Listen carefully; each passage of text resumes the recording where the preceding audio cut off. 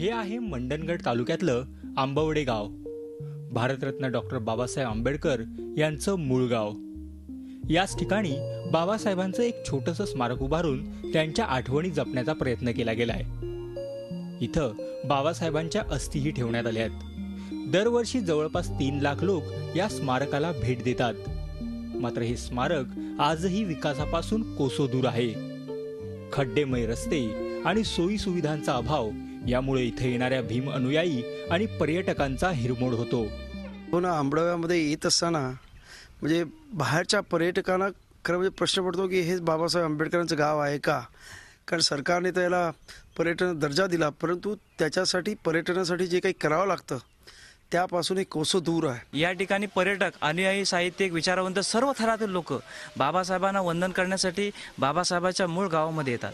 पण आल्याच्या नंतर त्यांच्या मनामधलं जे असणारं जे बाबासाहेबांचं गाव आहे, जे सजवलेलं गाव आहे, ते या ठिकाणी आल्याच्या नंतर त्यांना दिसत नाही आणि मग त्यांचा भ्रम निराश होतो. या गावाला 3 फेब्रुवारी 2009 रोजी पर्यटन स्थळाचा दर्जा प्राप्त झाला. गावात 5 कोटींची शिल्पसृष्टी उभारण्याची घोषणा तत्कालीन पर्यटन मंत्री विजयसिंह मोहिते पाटील आणि तत्कालीन पालकमंत्री सुनील तटकर यांनी केली. ग्रामस्थांनी त्यासाठी 36 गुंठे जमीन बक्षीस पात्रानं दिली. मात्र गेल्या 6 वर्षात ना दगड या जागेवर पडला, ना शिल्पसृष्टी उभी राहिली. पर्यटन भवनाची ही अवस्था ही तशीच. अधिकारी आणि राजकारणी मात्र निव्वळ आश्वासनं देत आहेत. शासनाची जी कामं आहेत ती मिंध्या गतीने चालल्याला गती यावी आणि याच्या पुढे जे काय कामकाज असेल त्याला ते मार्गस्थ व्हावे. कारण त्यांनी जाहीर करून आज 5-6 वर्ष झाली. 5-6 वर्षे आम्ही जवळजवळ सतत पाठपुरावा करीत आहोत, परंतु पाहिजे तसे अजून काय त्याच्यात प्रगती नाही. सार्वजनिक बांधकाम विभागाला आपण वेळोवेळी भेट दिलेली आहे आणि त्यांना वेळोवेळी सूचना केलेल्या आहेत की लवकरात लवकर ते काम चालू करा, परंतु कुठचाच अधिकारी सिरियसपणा घेत नाही आणि सिरियसपणा न घेतल्यामुळे ह्या कामाची अशी दुरावस्था आहे.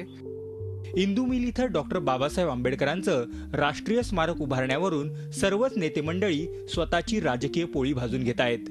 मात्र आंबवडे गावात असलेल्या या दुर्लक्षित स्मारकाकडे कोणत्याही नेत्याचं लक्ष जाऊ नये याहून मोठं दुर्दैव ते कोणतं? Pranav Polekar, Zee media, Ratnagiri. Zee 24 तास रहा एक पाऊल पुढे.